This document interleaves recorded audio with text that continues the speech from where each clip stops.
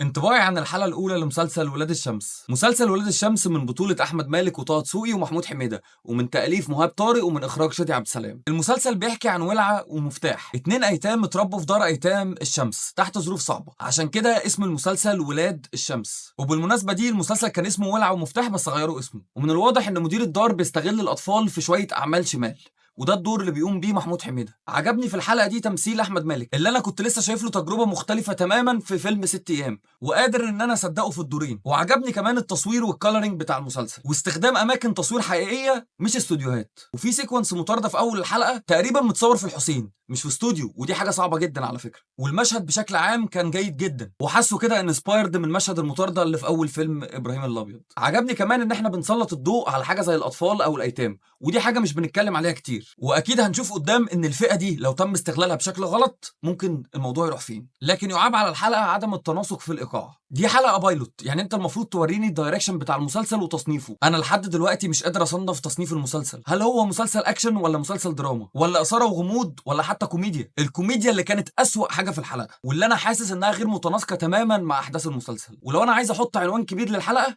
هو عدم التناسق. الحلقه فيها حاجه غلط، انا مش عارف ايه هي. يعني دي مشاكل بنشوفها كتير في مسلسلات رمضان، بس بتظهر في نص المسلسل مش في اوله، وده بيكون بسبب ضيق الوقت والتصوير والمونتاج. فدايما في مسلسلات رمضان بيجي فتره كده بنحس فيها بعجن، بس للاسف في المسلسل ده حاسس ان العجن بدا بدري قوي. ده غير الموسيقى التصويريه اللي ما عجبتنيش بصراحه، غير ان انا حاسس ان انا سمعت الموسيقى دي قبل كده، بس بصراحه في تراك واحد من الموسيقى التصويريه هو اللي كان كويس. بتمنى بجد من كل قلبي ان الاخطاء دي يتم تداركها في الحلقات اللي جايه. مسلسل ولاد الشمس هكمل ولا افكس؟ والله انا بقول هديله فرصه كمان حلقتين، وبعدها اعمل لكم فيديو جديد ناخد فيه القرار النهائي. لان موسم رمضان السنه دي مزدحم جدا، واكيد هيكون ليه ضحايا كتير، وما اتمناش المسلسل ده يكون واحد منهم، لان بصراحه كنت مستنيه.